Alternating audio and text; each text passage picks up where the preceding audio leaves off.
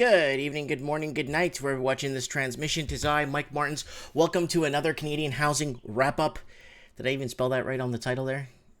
Yeah, I wrote that pretty quick there. Canadian housing wrap-up. What's going on in the housing market? There's quite a bit happening. Before I kick off, guys, don't forget to watch last night's Mike in the Night was a hit. Right here, Mike in the Night, the death of the pension. Pensions are dying. Are we going to have a pension when we retire? We've been paying into it. We should be obligated to have a pension when we retire. And lots happening on the channel. Go ahead and jump on there and check it out. And also a link to Minds.com. I am done pretty much with Facebook. Here it is. I'm on Minds.com, uploading and creating blogs here for us to chat on the channel and what is happening with the channel. Also, Y2K Trucker's on here. He's disliked every video I put up. I'll do a video after this one explaining who is Y2K Trucker. We need to know. And let's move on to this week's Canadian housing wrap-up. Now, we're going to start with our friends over at Better Dwelling. This week's Toronto top stories. Canada is crowned king of unaffordable real estate and new condo prices hiccup in Toronto. So we had Walking Journey on the show. Well, he was sending me messages showing us the house he's buying in Houston, this gigantic, beautiful house. I don't know how many thousands of square feet on a beautiful thing in a cul-de-sac with beautiful neighbors for like $215,000. And one price condo from Toronto or Vancouver could buy you 4, 5, 6 of those houses, brand new from the builder. Yeah, and everyone and all these real estate agents. If you don't buy now, you're never gonna own anything. Right here, own anything. Now everyone's underwater. Losers. Then those losers are gonna turn around and say, "Oh, hello." Hi, I saved your number. Remember when you couldn't afford? Well, prices have gone down 12, maybe 20%. Maybe we could get you into something now. Smart, eh? Play both ends of the angle, eh? But play both ends of the angle. Anyways, time for a weekly cheat sheet on this week's most important stories. Canadian real estate. Let's start. Canadian housing is the least affordable in the world for local economies. Canadian real estate prices are the least affordable of advanced economies. What does it even mean, an advanced economy? I think Brazil has a more advanced economy than Canada because they're actually producing, they're exporting more, they're fabricating more, they have a bigger workforce, they have a bigger labor force. I think Brazil's way bigger. That's why I teach my kids Portuguese. So one day, if they need to, they could go to a real country and become an engineer and actually have bridges to build and actually things to fix. You know, I'm just kind of off topic here. Canada's house price to income ratio reached 122.9% in Q4 of 2018, up 2% from the year before. Portugal, which came in second, a full 5.2% lower. For context, yeah, but from income to housing, a house in Portugal is still under 200,000 euros, a decent villa or something nice in the central part of Portugal, a small town, you know. For context, the U.S. is at 108.11% relief, maybe on the way as the ratio is climbing much slower on a quarterly basis. Vancouver real estate sees another indicator collapse. Montreal demand rises. All the foreign investing in Montreal is still penting up the market. Lots of foreign investing in right now in Montreal. It's crazy. It started in Vancouver, boom. Foreign buyers tax, boom. Vacant home tax, boom. Everybody split up. People moved to Seattle, and then people moved east to Toronto. Seattle got crushed. Seattle went from doubled in like less than a year, its values. And all the tech, and everyone was blaming the tech workers, but it wasn't. It was the foreign investors. Then everybody moved into Nevada, into Salt Lake, in Utah, and Texas, and this whole unbalancedness of laundered money coming in and illegal money coming in just devastated the Canadian economy. A little bit in the U.S., but the U.S. still has a lot of wealth, right? British Columbia seeing their markets cool down the fastest across Canada. Fraser Valley, Vancouver, and Victoria measure the biggest SNLR drop in the country. Even with big drops to the ratio, only Greater Vancouver is in technical buyer's market. HELOC crazy Canadians are cooling their borrowing sprees. No, because they're maxed out. They're tapped out. They got nothing. You know when you're watching wrestling and the guy taps out? Wrestling's fake. This isn't. And people are tapped out. Especially when you have those stupid lenders at night. Are you over 65? Do you own your house? Well, we can help you achieve the early retirement that you've been looking for. Let us use your house as an ATM machine, go golfing and everything, and have a good time. And when you realize you still got another 5-6 years left to live and you have no funds to live off, what are you going to do? Well, that's your problem. Well, a lot of them bought into that kind of crap. Canadian home equity lines of credit HELOC balances are starting to cool in growth. The balances of loans secured homes reached 299,000.6 billion in March, up 5.25% from last year. Growth is still huge. Huge. But relative to recent growth in the deceleration deceleration is sustainable. Substantial. Sorry, guys, even if they went to 0% right across the board, everyone pays 0% rates, your money's worthless, just let's get this debts paid down, people still file for bankruptcy. They're too far in over their heads. The annual pace growth is the slowest March since 2016. That's something to say. Toronto real estate. Toronto condo prices print new all-time high. We went over this on Trends in the Housing Market on Wednesday. The price of a typical condo reached all-time high for resales. You're always going to see the cheaper product sell first. Always. First it's condos, then it's townhomes, right? It's the cheapest on paper. But when you factor in the mafia strata fees, and then you factor in there's a leak in the roof, so everyone's going to pay an extra $10,000 Mickey Mouse mafia break your kneecap basically, blackmail, all this crap. So if you're gonna own a property, guys, you gotta own a stand-alone property. It's gotta be freehold, standalone. It's gotta be, it can't be a townhouse. It can't be on strata. It can't be on any of those Mickey Mouses because they own you. Anyways, so it's a lot, but Toronto condo prices dropped $20,000 in 1 month. I covered that on one of my housing videos. $20,000 in 1 month, and there's a lot of people upset about that right now in the good TO GTA area. And yes, I watched the Raptors game today. BMO joins Pelosi's push to bolster market for mortgage-backed securities. Why would you do that if it collapsed the housing market in the United States? Why would you do this? It's like buying back your own debt. Bank of Montreal, of course, BMO, 1.2 BMO.to is down 1.17%. Canada's fourth largest bank is working toward expanding the investor base for residential mortgage-backed securities, just as the Bank of Canada. Governor Stephen Pelosi highlighted the idea of having such a market as a useful funding and risk management tool. Residential mortgage-backed securities are financing source for less than 1% of the outstanding home loans in Canada, according to the DPRS data. That compares with about 4% of private label mortgage-backed securities in the U.S., according to the data from the Urban Institute report. Instead of RMBS, the federal agency known as Canadian Mortgage Housing Corporation, CMHC, has been securitizing pools of government-granted home loans. The agency deals are the largest market funding source for the country's mortgage credit, with a 30% market share, according to its latest annual report. No lender has priced a Canadian RBMS since September, when MCAP sold 254 million of the notes. Yeah. There's an ongoing education job around investors just to highlight the difference between the products and the CMHC product, and we are investing in that so the bank grows over time. Oh, God. Basically, they're bailing out the banks in a subtle way. They're making sure the banks don't fail. We're investing. No, you're not investing. Banks don't need government investments. They only need government investing when like 2007, 2008. Bank of Montreal chief financial officer said in an interview on Wednesday, our BMS market is only nearly as developed as the CMHC mortgage bond market is. I would say our hope is over the time that the market will grow. There's nobody has money.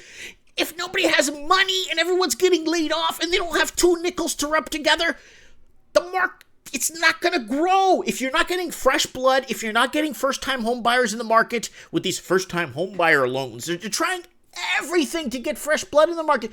It won't work. Let's move on. Canada could face new housing weakness in 2020, says economist. Thank you. Canada should be prepared for another round of weakness in the housing market as early as next year, according to one Canadian economist. David Doyle, North American economist and Canadian markets strategist with the Macquarie Group, said while Canadian housing markets appears to be stabilizing, a wave of a 5-year fixed mortgage rates reset to take place next year will spark new risks for the economy. So a lot of people's mortgages are coming to term, and they have to renegotiate a new rate. And a lot of banks are not qualifying people under their old status because now they've revamped everything, and it's getting bloody out there. Let me tell you guys. All right, where I get more concerned about housing actually is as we move into 2020 is that the rate reset of 5-year fixed rate mortgage holders moves higher again to 75 to 80 basis points, Doyle told BNN Bloomberg's Amanda Lang Monday. So that, for me, is a risk for 2020, that potentially there's another bout of weakness coming for the housing across. It is 20 times over 14 times over the average income. Move. Homeownership exclusive for young Canadians who fear growing broke. No one's gonna. Back in the day, you bought a house because you didn't want to throw your money away on renting. Now you're throwing away your money on rent, and you can't get into the markets because everything is so severely overinflated. Severely overinflated asset bubbles. Remember what Paris, France did when that happened, right? Paris, France. No. Mickey Mouse Yellow Vest. They fought hard. I'm gonna see if I can remember Paris, France for the end of this, so I show you guys what happened there. 32-year-old Daniel Himmel and is happy with his current living situation despite not having what many young Canadians dream of achieving: homeownership. Oh yeah. Next is gonna be vehicles. Oh, you're gonna buy a car?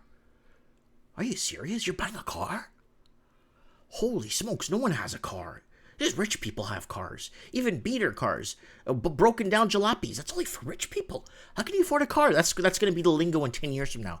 Holy crap! He bought a car? Yep. For me, my ideal scenario would be to own a freestanding home, like I told you, freestanding, close to public transportation to work, which is in downtown Toronto. He said in a telephone interview with BNN Bloomberg, it's just not feasible. With consumer debt levels on the rise and interest rates expected to move higher. So consumer debt levels are the second highest. Canadian consumer debt is the second highest, just behind Australia. Australia is the cream of the crop. And they're partying over there with their housing market big time parties happening down there. Right now, it's just that much debate because it's not even an option, Himmel said. If it was, here he is there, nice guy. I should get him on the show, see if I can get him on trends in the housing market and give us a little insight on what's happening. All right, BMO joins Pelosi's push to bolster market for mortgage-backed securities. I covered this already, and I am this is dangerous. It's like almost creating a loophole. It's just another magic trick.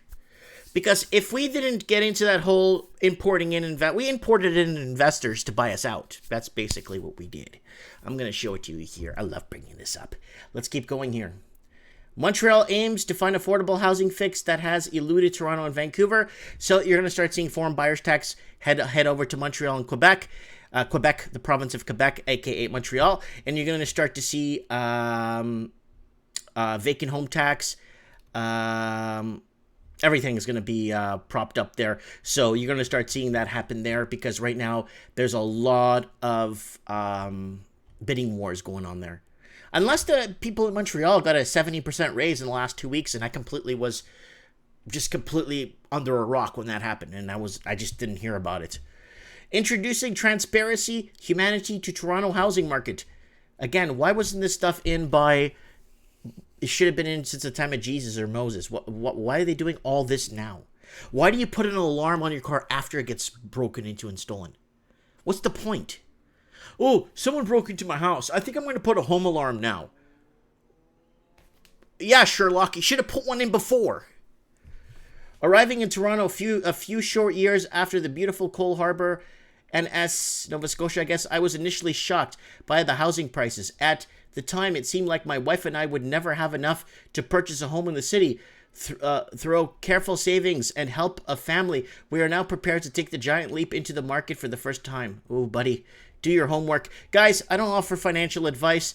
I want you guys to seriously consider really looking into your own homework, because this is all about, it's all about commissions nowadays. They don't give a rat's you know what if you don't qualify, but they'll make you qualify. Toronto is the fastest growing city in US and Canada, and that's not good. Torontonians could find themselves doubling up on housing with friends or relatives in the coming years as the city Bareneck population growth outstrips the supply of housing and urban planning experts warning. Yeah, this is another. What about the 109,000 vacant properties in Toronto? Just Toronto, 109,000 investor-owned homes. What are they factoring? Are they subtracting? Yeah, the supply and demand thing. They're going to start pushing now. Or they're going to find a reason to prop up the supply and demand to let people, well, you know, you're in a very expensive city.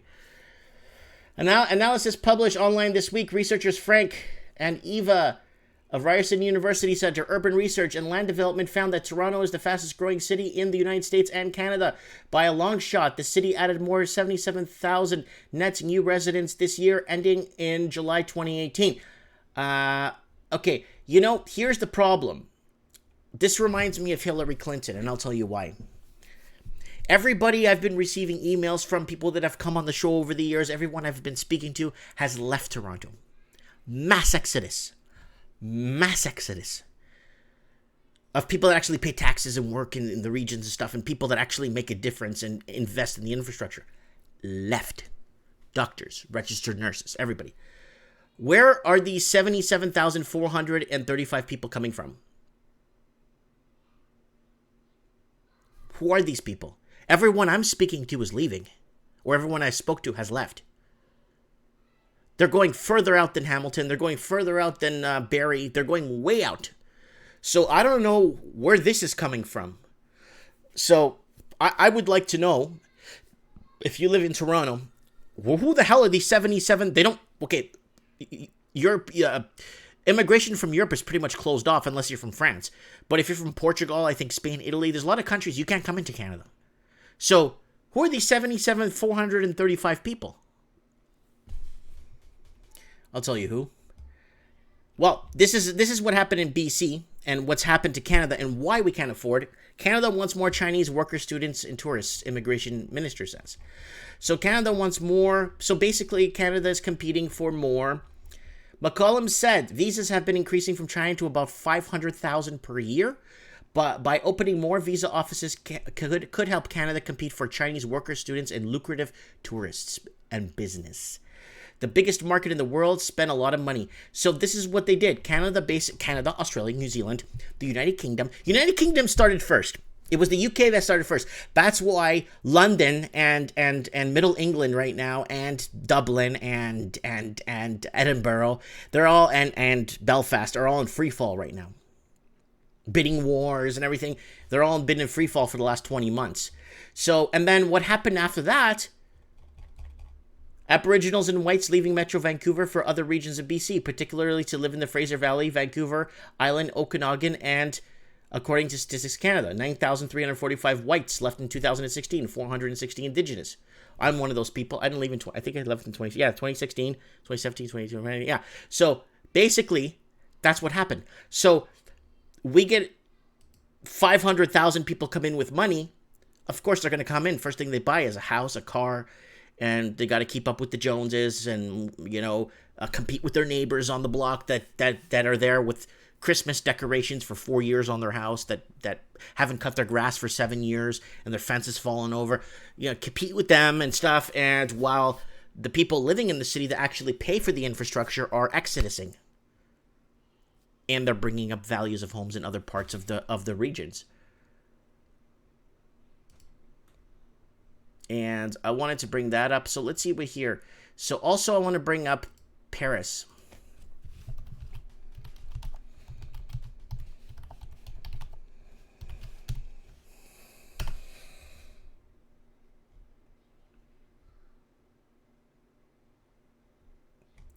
I want to get the one I want to see here is, there's a couple of them. But I want to get it from my friends at Better Dwelling. Right here. Vacant homes are a global epidemic, and Paris is fighting it with a 60% tax. Woo! Runaway real estate speculation has been filing global capitals with vacant homes, creating artificial shortages in the world's most sought-after cities. Artificial shortage. The shortage has made local homeowners wealthy overnight. Woo! Tap into that equity by the boat. But it comes at the cost of turning lively cities into empty shells. The city of Paris has decided it's had enough and implemented a tax in 2015. They didn't quite get the results they wanted, so now they're tripling it to 60% tax. Paris empty home problem. Paris has been trying to deal with a vacant property homeowners for some time, despite warnings that the city will have to take action. The number of vacant homes there is now is 107,000. Oh, this is a supply issue. There's not enough supply to feed the demand. Vacant homes representing 7.5% of all resident dwellings in the city, according to France's INSEE deputy manager. More than 40,000 of these vacant homes aren't even connected to electrical grid. Woo! So that they don't get the hookups, electrical companies go down, everything starts falling apart. Oh, there's another one. Was this one just listed? Is this one new? Oh, this is brand new. I'm going to read this one later on my channel, okay, guys? Subscribe to me. So here's the vacant home count. Look at New York. But look at this. Los Angeles, 213,000 empty homes. San Francisco, 30,000. Vancouver, 66,000. Toronto, 99,000. Sydney, 118,000. London. All the English-speaking countries pretty much are in here. And some of the sought-after cities like Paris, Hong Kong, and everything else is English. Whew. Anyways, guys, don't forget to follow me on Minds.com. Y2K Truckers on there, people. Don't forget to follow me on Minds.com. And don't forget to subscribe to my channel. And if you want to peruse my channel is officially dying. I'm losing more subscribers than I'm gaining. I guess they flipped the switch on me. And it's in reverse mode now. So I'm going on BitChute soon, and I've kind of given up on Facebook too.